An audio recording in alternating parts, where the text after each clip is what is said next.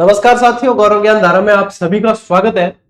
ये सेशन आप लोगों के लिए गेम चेंजर साबित होगा और आप लोगों को डिसीजन लेने में सहायता प्रदान करेगा। प्लस साथ ही वरिष्ठ अध्यापक के लिए जो अपनी पुस्तक आई है, डिटेल पुस्तक, उसकी भी जानकारी मैं इसी में आप लोगों को दे दूंगा।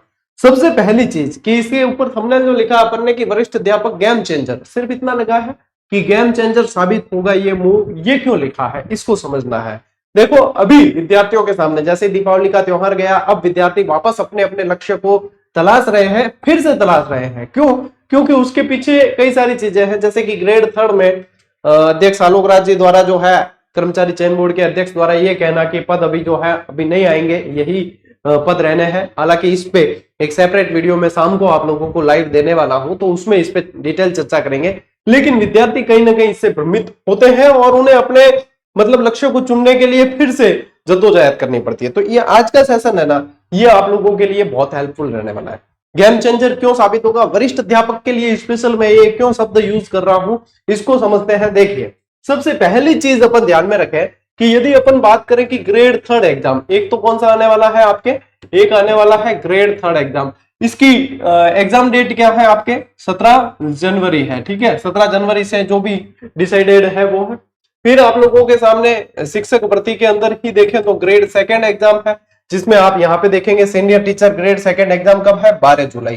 कब है? 12 जुलाई 2026। तो ये आप लोगों के लिए आ गया 12 जुलाई 2026। ये सारे के सारे 2026 में ही है, 2025 में तो अब 2 महीने बाकी है मुश्किल से। तो इन चीज को समझ लीजिए एक बार। और इसके बाद में आप लोगों के आ गया ग्रेड 1 एग्जाम, यानी कि स्कूल व्याख्याता का, जो भी यहाँ पे आप लोगों के मेंशन किया हुआ है। ये देखो, ये लेक्चरर एग्जाम जो कब है, 31/5। ठीक है, 31 मई को है। तो ये मैं यहाँ पे मेंशन कर देता हूँ, 31 मई 2026। अब देखो, game changer second grade specially game changer क्यों साबित होगा, क्योंकि सेकंड ग्रेड के लिए आप लोगों को एक तो स्पेशली पोस्ट ग्रेजुएशन नहीं चाहिए, आपको बीएड चाहिए और ग्रेजुएशन चाहिए।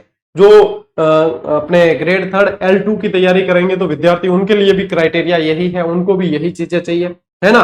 तो अब यहाँ पे आप लोगों को ध्यान देना है कि पोस्ट ग्रेजुएशन वाले तो स्पेशली फर्स्ट ग्रेड की तैयारी करेंगे, क्योंकि 31 मई को उनका एग्जाम है, तो वो उस पर बहुत अच्छी तरीके से फोकस करने वाले। सीटें भी इस बार अच्छी है, 3000 प्लस सीटें हैं, इससे पहले भी वैकेंसी संपन्न हुई है, तो मोस्ट ऑफ फोकस उनका यहाँ पे रहेगा। अब आप लोगों के पास में, जिनके पास में पोस्ट ग्रेजुएशन नहीं है या है भी, तो आप लोग एक स्मार्ट डिसीजन लेना चाहते हैं, तो आप लोगों के लिए सबसे बेस्ट डिसीजन क्या होगा पता है, वो होगा आप लोगों की सेकंड ग्रेड, यानी कि वरिष्ठ अध्यापक भर्ती परीक्षा। वो कैसे? इसके लिए कि गुरुजी हम तो अभी ग्रेड 3 की तैयारी कर रहे हैं, तो क्या हम सीधा इसकी करने लगे? नहीं बेटा, आप ग्रेड 3 की कर रहे हो तो इसका मतलब आपकी सेकंड ग्रेड की तैयारी चल रही है। सेकंड ग्रेड के अंदर आप देख लो कि आपके ग्रेड 3 के अंदर जो राजस्थान जीके पढ़नी है, जो आप लोगों को साइकोलॉजी पढ़नी है, जो आप लोगों ने करंट अफेयर्स पढ़ना है, वो सारा का सारा इसमें कवर हो रहा है। और ग्रेड 3 एग्जाम कब है? 17 जनवरी को ग्रेड 3 एग्जाम है।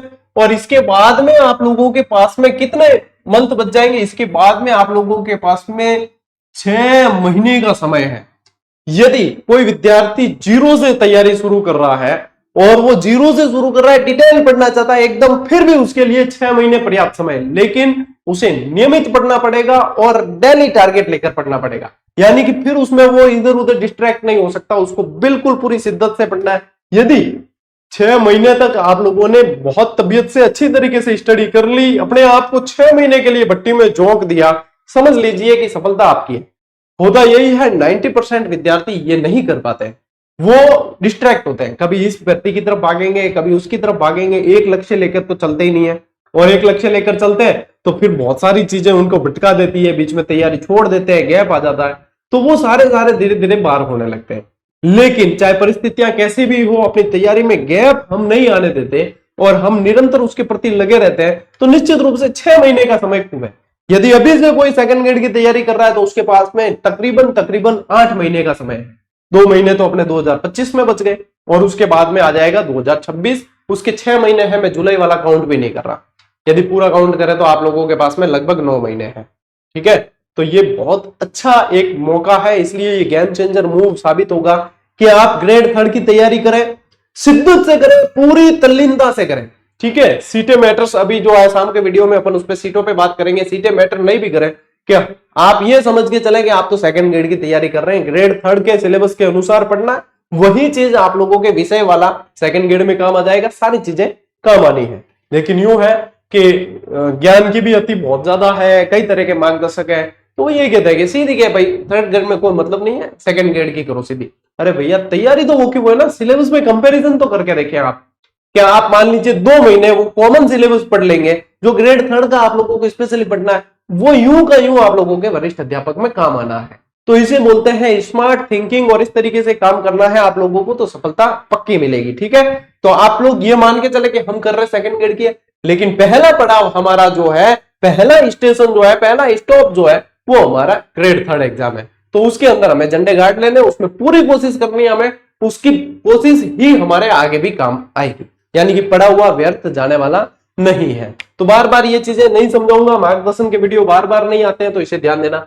हाँ, ग्रेड फर्स्ट वाले जो है उन्हें स्पेशली फिर उनके भी ये हेल्प करेगा, कॉमन चीजें इसमें भी हेल्प करेगी, लेकिन उनके जो है जो सब्जेक्ट होता है उनको स्पेशली उसको पढ़ने में जोर देना पड़ता है। अब अभी हाल ही में जो संपन्न हुआ है, ये क्या करवाती है, आरपीएससी करवाती है ये एग्जाम, और आरपीएससी ने अपने पेपर बनाने का लेवल थोड़ा सा अपग्रेड किया है, क्वेश्चन के पैटर्न जो है थोड़ा सा चेंज किया है, तो हमें भी उसके अनुरूप तैयारी करने की आवश्यकता है। हालांकि विद्यार्थी अपन से जो भी जुड़े हुए थे उनका पेपर अच्छा ही हुआ है, लेकिन विद्यार्थियों की गलती कहां हुई है या चूक कहां हुई है, कि विद्यार्थियों की गलती ये हुई है कि उनके 40% भी जो है फर्स्ट पेपर में नहीं बन रहे। अब चाहे आप किसी भी शिक्षक से पढ़ रहे हो, किसी पुस्तक से पढ़ रहे हो, ऐसी कोई भी पुस्तक या ऐसा कोई भी शिक्षक नहीं है जिसने 40% का मैटर भी आप लोगों को नहीं दिया हो या नहीं करवाया हो। हर शिक्षक के और हर पुस्तक में से 80% प्लस मैटर पढ़ा है, लेकिन क्या आपने उसे पढ़ा है, यह सवाल है। क्या ढंग से पढ़ा है? यदि ढंग से पढ़कर उसमें आप लोगों को यदि मिल नहीं रहे कैंडिडेट 40% वाले, यदि 40% आप लोग क्राइटेरिया फर्स्ट पेपर में पार कर जाते हैं तो सिलेक्शन दिख रहा है सामने, तो गलती कहां हो रही है कि हमारा 40% ही क्लियर नहीं हो रहा है। तो 40% क्लियर करना सबसे पहला टारगेट है अपना। ठीक है, 40% क्लियर करना सबसे पहला टारगेट है, तो ये होना चाहिए। ठीक है, अब कई विद्यार्थी कहते हैं कि गुरुजी दोनों मतलब सब्जेक्ट को और जीके को मिलाकर जो है अब 40% हमें क्लियर करना है, लेकिन मैं कह रहा हूं आप सेपरेट टारगेट लेकर चलो। आप यदि इसके भरोसे रह जाओगे ना, तो आप इसके साथ में न्याय नहीं कर पाओगे और फिर पिछड़ोगे। मैं तो कह रहा हूं टारगेट सेट ही रखो कि हमें फर्स्ट पेपर के अंदर भी 40% से कम तो अंक लाने ही नहीं है, हमें 40% से तो ऊपर ही जाना है, और अधिक अंक आए हुए तो सिलेक्शन ही करवाएंगे, आप लोगों के नुकसान तो होना नहीं है। तो सबसे पहली चीज आप लोगों के मैंने यहां तक जो क्लियर की है वो दिमाग में रहनी चाहिए कि इस तरीके से बनना है। ठीक है, फिर रही बात, अब विद्यार्थी जो अपने जीजीडी से जुड़े होंगे, सर इसकी क्लास शुरू कर दो, इसका बैच शुरू कर दो। देखो बेटा, एकलव्य बैच शुरू किया मैंने, तो मैंने कहा था कॉमन क्लासेस जितनी है राजस्थान जीके की या जो भी है, वो आप लोगों को इन्हीं से पढ़नी। इसके अलावा एक्स्ट्रा टॉपिक जो है, जैसे ग्रेड थर्ड का एग्जाम संपन्न हो जाएगा, मैं सीधी सीधी आप लोगों के वरिष्ठ अध्यापक की क्लास भी देने वाला हूं। ठीक है, कुछ एक क्लास फर्स्ट ग्रेड वालों की भी देंगे जो टॉपिक अलग है उनके, तो वो मैनेज हो जाएगा, क्योंकि उसमें समय अपने पास में काफी है, तो अपन सब कवर करवा देंगे। ठीक है, तो एकलव्य बैच आप लोगों के लिए भी है, ये क्लासेस फिर से रिपीट अपन नहीं करेंगे। ठीक है, इसमें जो पढ़ा रहा हूं वो रिपीट नहीं करेंगे। अब आती है बात कि देखो यहाँ पे इसलिए भी ये स्मार्ट मूव है क्योंकि यहाँ पे सीटों की संख्या कितनी, 6500 सेकंड ग्रेड के अंदर बहुत अच्छी सीटें मानी जाती है। अभी लास्ट में तो 2000-3000 सीटें आई थी, 6500 तो बहुत अच्छी है, जिसमें भी ये ऊपर वालों के तो चांदी है। देखो हिंदी में 1052 पद है, अंग्रेजी में 1305 है, फिर आप लोग यहाँ पे जो है संस्कृत के अंदर 940, फिर गणित और विज्ञान की भी 1300 सीट है। एसएसटी में जरूर 401 ही है, लेकिन इसके बाद में फिर कम है, तो यानी कि फिर भी ये अच्छी खासी सीटें हैं। 6500 सीट होना वरिष्ठ अध्यापक में अच्छी बात है। आप लोग अच्छी तैयारी करोगे तो आप लोगों के ये काम आएगी। ठीक है, अब देखो यहाँ पे मैंने आप लोगों से पहले कहा था कि इस बार आरपीएससी के पैटर्न के अनुसार, पिछली बार भी हमने गाइड दी थी, पिछली बार भी गाइड दी थी, और वन लाइनर पुस्तक जो है वो ऑलरेडी लास्ट वैकेंसी में दी हुई है, उसे अभी अपडेट करने में समय लगेगा, और वो भी अपडेट होकर आएगी 2026 तक आएगी। तो जिस विद्यार्थी का जो पैटर्न हो उसे सिलेक्ट करके पढ़ना, पहली बात तो ये। तो विद्यार्थी पूछते हैं क्या सर हम गाइड भी पढ़े और वन लाइनर भी पढ़े? ऐसा नहीं करें आप, आपका इंटरेस्ट और आपकी मतलब पढ़ने की शैली वन लाइनर पैटर्न है तो आप उसे ही पढ़ना, उसमें भी कंप्लीट चीजें ही मिलती है, लेकिन उसका पैटर्न अलग है, उसे नोट्स मेकिंग पैटर्न पे दिया जाता है। और ये जो है ना, ये विस्तृत लेखन है, ये जो गाइड मैंने दी है आप लोगों को, ये विस्तृत लेखन है। इसमें विस्तृत लेखन कैसा है, इसके सैंपल पेज बता देता हूं। ये नवीनतम सिलेबस के अनुसार अपडेट होके आ गई, देखो 25 सितंबर 2025 को जारी नवीनतम सिलेबस के अनुसार अपडेटेड है।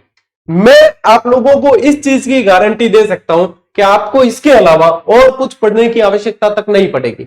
आपके टारगेट क्या लेकर चलते हैं अपन? 40% कि सब्जेक्ट में तो अच्छा खासा कर लेते हैं, इसमें 40% का टारगेट लेके करें। मैं आप लोगों को 85% प्लस की गारंटी देता हूं इसमें से, कि 85% प्लस सवाल श्योर इसमें से ही आने हैं। कि इसके अलावा गुरुजी हम कुछ भी नहीं पढ़े तो भी इसमें से आ जाएंगे क्या? बिल्कुल आएंगे। 85% प्लस सवाल इसमें से ही बनने हैं आप लोगों के। अब ये 85% तो आप लोगों के आते ही नहीं है, वैसे भी बहुत सारे स्रोत पढ़ लेते हो। तो इसमें क्या करना है? आप लोगों को एक ही पुस्तक को टारगेट बनाना है कि उसको बार बार रिवीजन आप कर सको। इतना समय है आप लोगों के पास में कि इसका बार बार रिवीजन हो सकता है। ठीक है, कंप्लीट गाइड है, इसको अलग अलग वॉल्यूम में नहीं दिया है हमने। ये देखो, ये रही इसकी कंप्लीट गाइड है, मेरे पास में भी पड़ी है। ठीक है, तो ये कंप्लीट है। अब इसमें बात करें अपन कि सर सैंपल पेज इसके अंदर, तो देखो मैं इसमें आप लोगों को सैंपल पेज बताता हूं। ठीक है, इसके अंदर आप लोगों को सैंपल पेज बताता हूं मैं कि ये देखो यहां पे ये तो रहा इसका इंडेक्स। ठीक है, सबसे पहले तो मैं साथ साथ में पुस्तक की जानकारी भी दे रहा हूं आप लोगों को। ये इसका इंडेक्स मिलेगा, इसमें जिस तरीके से प्रश्न पूछे जा रहे हैं वो सारे के सारे। और यहाँ पे मेरे साथ में काम किया है हंसराज जी शर्मा, सहायक आचार्य है ये, और पुष्पेंद्र जी कसाना व्याख्याता है, और सहायक आचार्य का इंटरव्यू दे चुके हैं, बहुत अच्छी पकड़ रखते हैं लेखन कार्य के अंदर। ठीक है, तो इन्होंने बहुत अच्छी मेहनत की है इसके अंदर। ठीक है, अब देखो मैं आप लोगों को इसकी अनुक्रमणिका बता देता हूं। अनुक्रमणिका देखोगे तो पहली इकाई आप लोगों के यहाँ पे भौगोलिक, ऐतिहासिक और सांस्कृतिक राजस्थान का सामान्य ज्ञान है। सारे की सारी चीजें यहाँ पे आप दे रखी है। और इसमें क्या किया है हमने? बहुत अच्छी तरीके से इसे डिटेल पुस्तक तैयार की आप लोगों के लिए कि कंसेप्ट क्लियर हो। फिर राजस्थान इतिहास, संस्कृति और सभ्यताएं हैं, तो जैसे आप लोगों की सारी सभ्यताएं, तो सारी सभ्यता दे दी इस बार और उस हिसाब से सेट किया है। तो इंडेक्स तो आप देख ही लो, इंडेक्स में साझा भी कर दूंगा आप लोगों के उसमें। ठीक है, तो ये तो इंडेक्स है, मतलब जीके जीके आप लोगों के कंप्लीट इसके अंदर आ जाएगा। ठीक है, अब देखो मैं आप लोगों को बताता हूं इसके अंदर अपने, ये तो रही इंडेक्स की बात। ठीक है, अब यहां पे बात करते हैं अपन। यहां पे आप लोगों को मैं बता देता हूं, लीजिए अपने जो है पुस्तक के सैंपल पेज में आप लोगों को बता देता हूं। ठीक है, पुस्तक के सैंपल पेज भी आप देख लीजिए, ताकि आप लोगों के क्या मन में किसी तरह का डाउट, शंका नहीं रहे कि सब डिटेल, अरे डिटेल पुस्तक। अब यूं है कि एक मतलब छवि बन जाती है कि हाँ गुरुजी वन लाइनर ही लिखते हैं, क्योंकि सबसे ज्यादा पसंद की गई मेरी लेखनी में वो वन लाइनर पुस्तक है, और बहुत अच्छा प्रदर्शन रहता है वन लाइनर पुस्तकों का। लेकिन डिटेल पुस्तकें मैंने पहले भी दी है, गाइड पहले भी दी है, वन लाइनर भी देता हूं मैं, गाइड भी देता हूं। तो ये गाइड जो है ये डिटेल पुस्तक है, कंसेप्चुअल है, यानी कि आप लोगों को हर चीज कंसेप्ट क्लियर होंगे। देखो ये परिचय वाला टॉपिक है, बहुत बार मैंने करवाया, जहां सारणी चाहिए वो सारणियां भी है, सब कुछ है। अब अपन बात करें कंसेप्ट की कि गुरुजी कंसेप्ट कैसा है इसके अंदर बताइए। तो देखो जैसे पश्चिमी मरुस्थलीय भाग है, अब इसके अंदर पूरी डिटेल की तरीके से लिखा गया इसे, और जहां पे आप लोगों को मतलब पॉइंट नोट करने हैं अलग तरीके से, वहां पे अलग तरीके से, इस तरीके से भी मिलेगा आप लोगों को। तो यहाँ पे जैसे देख लीजिए बालू का स्तूप है। ठीक है, तो ये डिटेल है पूरी की पूरी, पूरी लैंग्वेज, यानी कि जिस तरीके से एग्जामिनर प्रश्न पूछ रहा है उस लैंग्वेज में। यदि आप इसके कुछ टॉपिक देखेंगे, मैं जैसे दुर्ग वगैरह आप लोगों को बताऊंगा इसमें आगे, इतने शानदार तरीके से इसके अंदर लिखा गया है। ये तो जैसे भूगोल के टॉपिक चल रहे हैं। ठीक है, तो भूगोल के आप लोगों को कुछ और भी पेज बता देता हूं मैं। ठीक है, भूगोल के भी आप लोगों को कुछ और भी, क्या हाँ आप लोगों को एक चीज क्या है क्लियर हो जाए सारी की सारी। अब ये जलवायु से रिलेटेड, तो जलवायु में क्या है आप लोगों को इस तरीके से प्रश्न पूछे जाते हैं डिटेल बार बार। तो ये देखो ये डिटेल वाली चीजें आ गई है ना, मैप की जगह मैप भी है, सारणियों की जगह सारणी है। और जलवायु में पता है आप लोगों को ये कृषि जलवायु जोन से संबंधित बहुत अच्छी डिटेल पूछते हैं। तो यहाँ पे देखो ये आप लोगों को इस तरीके से मिलेगा कि ये जैसे अंत प्रवाही शुष्क मैदान पूछ लिया, तो इसमें वर्षा कितनी है, क्षेत्रफल कितना है, कौन कौन सी फसलें हैं, कौन से क्या है, सारी चीजें यहाँ पे आप लोगों को इस तरीके से देखने को मिल जाएगी। ठीक है, अपवाद तंत्र में आप लोगों को मैप भी मिल रहे हैं, साथ साथ में आपको डिटेल भी मिल रही है, साथ साथ में कौन सी सहायक नदियां हैं कौन सी नहीं है सारी, और सहायक नदियों की भी डिटेल मिल रही है, जैसे कोठारी है, कहां से इसकी उद्गम होता है, कहां जाती है, सारी चीजें है ना। तो ये तो आप लोग पहले तो ज्योग्राफी के पेज देख लीजिए, इसके बाद में मैं आप लोगों को बताता हूं। आप वैसे बुक स्टॉल पे जाके इसको देखोगे तो ज्यादा अच्छी तरीके से आप समझ पाओगे। और मैं कह रहा हूं 85% से अधिक ही, चाहे कैसा भी पेपर बनाए, 85% से अधिक ही आप लोगों को इसके अंदर स्कोर करने को मिलेगा। ठीक है, देखने को मिलेगा। तो देखो ये डेयरी वाला टॉपिक आ गया, बहुत अच्छी तरीके से अरेंज करके दिया आप लोगों को ये।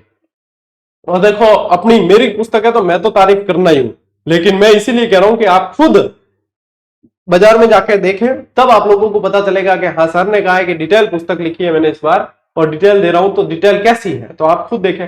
जैसे कि ये खनिज है, ठीक है, अब खनिज के अंदर क्या है, नवीनतम आंकड़े पूछते हैं, सारी चीजें नवीनतम नीतियां वगैरह पूछते हैं। जैसे राजस्थान वित्त निगम पूछ लिया तो इससे रिलेटेड देखो डिटेल है सारी, है ना। यहाँ पे पूछ लिया राजस्थान लघु उद्योग निगम लिमिटेड राजसी को, तो इसकी डिटेल है। तो सारी की सारी चीजें आप लोगों को एमसैंड नीति 2020 है तो ये देखो डिटेल दे दी यहाँ पे। तो डिटेल पुस्तक के साथ में इसको ज्यादा ग्रंथ बनाने की कोशिश हमने नहीं की है। आ जाते हैं अपन आगे चलते हैं, मैं आपको इतिहास कला संस्कृति के कुछ टॉपिक बता देता हूं ताकि आप लोगों को ये देखो।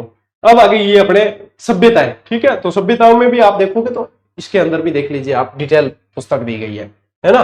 डिटेल के साथ साथ में आप लोगों को नवीनतम अपडेट के साथ दी है। जैसे कि अभी ये बहुत पूछा जा रहा है कि मनाज क्षेत्र में कौन कौन से पूर्व स्थल आते हैं, तो देखो यहाँ पे स्पेशल दे रखा है, आहड़, बालाथल, गिलूड, मनमी, कायथा, नागदा, एरन, पचमथा, ओजियाना, ये सब आते हैं। और इसी पैटर्न पे तो एग्जामिनर पूछ रहा है। परीक्षा दृष्टि के अंदर पुराने बने हुए प्रश्नों को भी शामिल किया गया है, तो इसको देख सकते हो, ठीक है। ये आ गई आप लोगों के सभ्यताएं। अब बैराट आ गई, बैराट में भी जो कीचक महल वगैरह जो भी पूछा है तो सारी चीजें अपने इसमें शामिल की गई है नवीनतम अपडेट के साथ, ठीक है। तो यहाँ पे ये बागोर वगैरह मतलब सारी सभ्यताएं हैं इस बार तो आपके, तो सारी सभ्यताएं अपन ने शामिल कर ली है। नोट्स बनाने के लिए एक्स्ट्रा पेज भी दिए हैं, सारनियां भी मिलेगी आप लोगों को, और महत्वपूर्ण तथ्य आरपीएससी और एनसीईआरटी के आधार पर महत्वपूर्ण तथ्य भी दे दिए हैं, ठीक है। इसके अलावा देखिए जैसे कि राजपूतों की उत्पत्ति आ गई, अब उत्पत्ति से संबंधित सारे मत आ गए। अब देखो वंश पूछते हैं आप लोगों को, कौन संस्थापक है, ये आ गए सारे। फिर देखो इसके अलावा आप लोगों के जैसे ही शासक शुरू हो जाते हैं तो देखो गुर्जर प्रतिहार, तो गुर्जर प्रतिहार में पूरी की पूरी डिटेल तरीके से कह रहे, देखो नागभट्ट प्रथम ने जुनैद के नेतृत्व में आए अरब आक्रमणकारियों पर भी विजय प्राप्त की, जिसमें राष्ट्रकूट शासक दंतिदुर्ग से भी उनका साथ दिया। दोनों ने अरबों को पराजित करने की सफलता पर उज्जैन में हिरण्यगर्भ समारोह, महादान समारोह का आयोजन करवाया। तो इस तरीके से आप लोगों को डिटेल चीज जो है वो वरिष्ठ अध्यापक के इस पुस्तक में देखने को मिलेगी, ठीक है। देखो अब और भी देख लो आप, चलो और भी कहीं भी रोक देते हैं अपन, ठीक है, यहाँ पे रोक दिया आप। जैसे अब महाराणा कुंभा, अब कुंभा से रिलेटेड देख लो सारी की सारी डिटेल, चंपानेर की संधि है चाहे जो भी है, ठीक है। इनके तो कला संस्कृति से संबंधित बहुत प्रश्न पूछते हैं, तो देखो कला संस्कृति से संबंधित इनकी उपाधियां आ गई, ये सारे मतलब कहीं भी। तो ये पुस्तक आप लोगों के लिए बहुत शानदार तरीके से वर्क करने वाली है।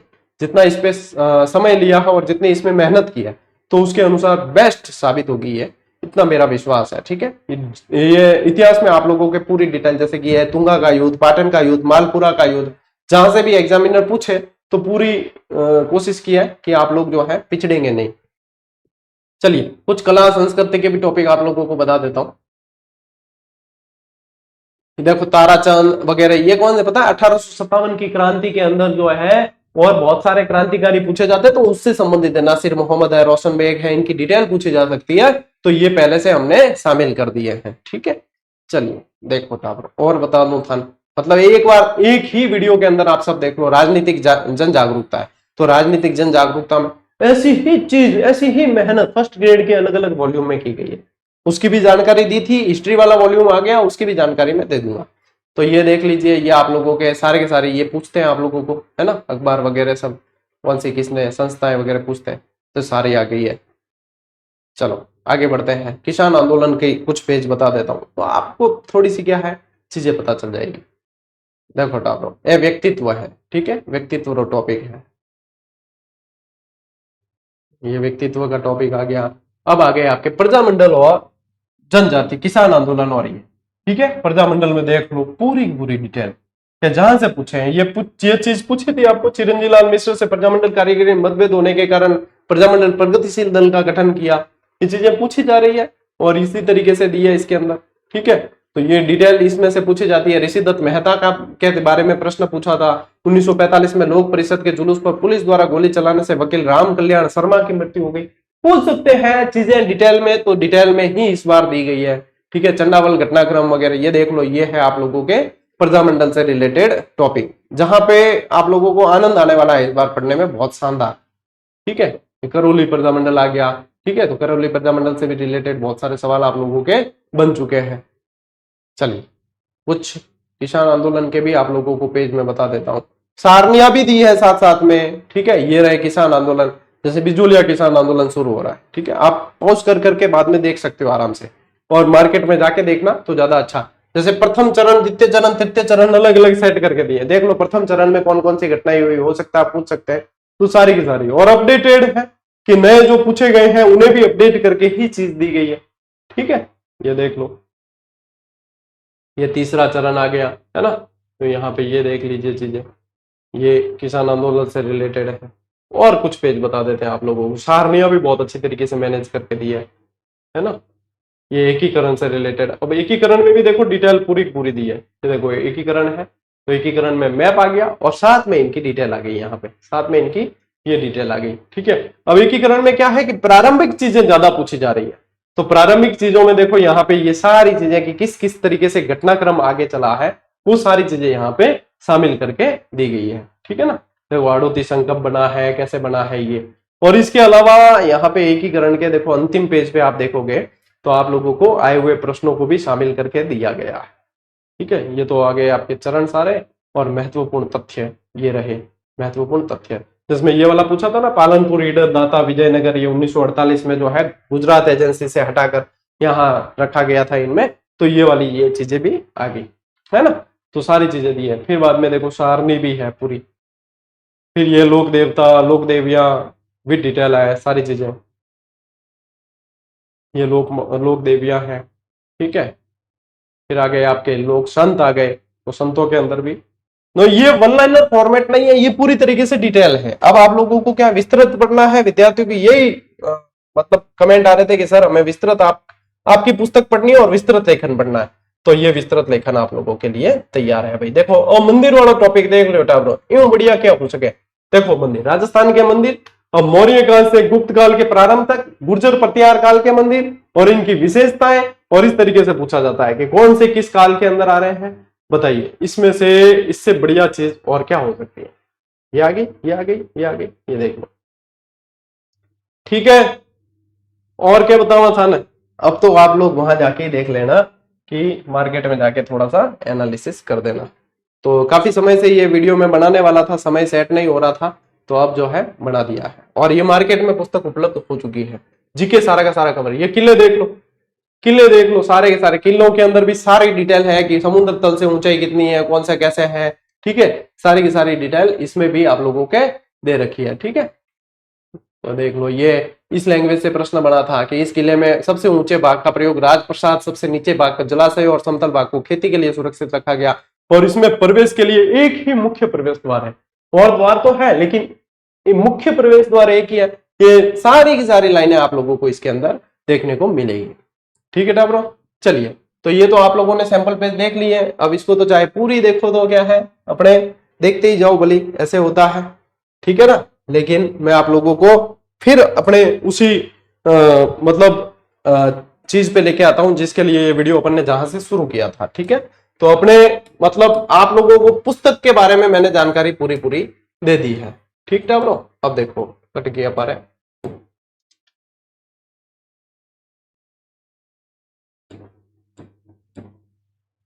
देखो तो सबसे स्मार्ट मूव है, उसके बाद में आप लोगों को ये पुस्तक, हाँ इतनी इसके साथ में मैं कह सकता हूं कि जो विद्यार्थी बार बार पूछते हैं ना सर सिर्फ ये पढ़ ले तो सिलेक्शन हो जाएगा, बिल्कुल हो जाएगा, बिल्कुल होगा, बहुत अच्छी मेहनत के साथ में दी गई है।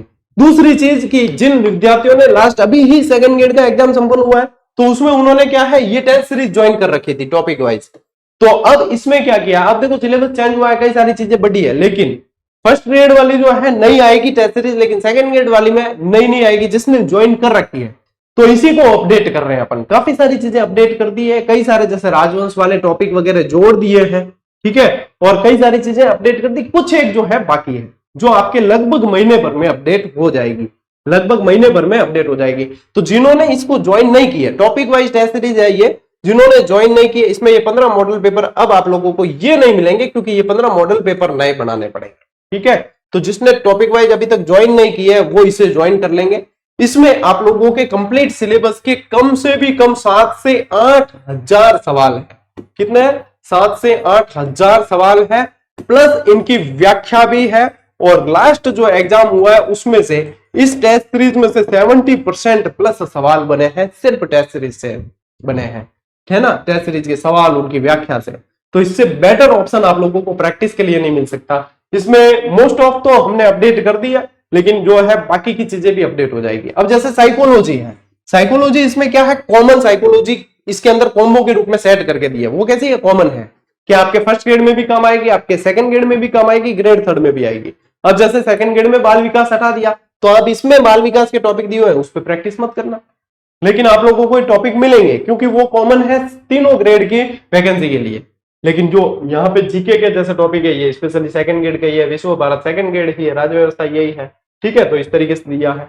मैं यही सजेस्ट करूंगा कि मेगा कॉम्बो को ज्वाइन करें, ताकि आप लोगों को बाकी चीजें जो है प्रभावित नहीं करें, या आप लोगों को यहीं से अपडेट हो जाए और ये चीज यहीं से मिल जाए, ठीक है। तो प्रैक्टिस के बारे में बता दिया, पुस्तक के बारे में बता दिया, क्लासेस के बारे में बता दिया, और आप लोगों को पूरी रणनीति मैंने समझा दिया कि इस तरीके से आप लोगों को आगे बढ़ना है। बात करते हैं जो विद्यार्थी हाई कोर्ट की तैयारी कर रहे हैं, हाई कोर्ट चतुर्थ श्रेणी की, है ना, हाई कोर्ट फोर्थ ग्रेड की जो विद्यार्थी तैयारी कर रहे हैं, तो वो ध्यान देंगे साथियों। ये जो अपना ऑब्जेक्टिव प्रश्न धारा चैनल है, इस पे 3 नवंबर से आप लोगों के निःशुल्क क्लासेस शुरू हो रही है। 3 नवंबर से क्लासेस शुरू हो रही है, जिसमें सबसे पहले अपन हिंदी पढ़ेंगे विद डिटेल, ठीक है, हिंदी पढ़ेंगे। और कला संस्कृति की क्लासेस जीजीडी पे अभी एकलव्य बैच में शुरू हो गई, वो पढ़नी है। और इंग्लिश जो है वो भी करवाई जाएगी। हिंदी और इंग्लिश की क्लासेस आप लोगों के इस पे ओपीडी पे आएगी। तो जो विद्यार्थी है वो ऑब्जेक्टिव प्रश्न धारा चैनल को सब्सक्राइब करके नोटिफिकेशन ऑन कर देना, ताकि एक भी क्लास चुके नहीं। 3 नवंबर सोमवार है और तब से अपने ये क्लासेस शुरू हो जाएगी, ठीक है।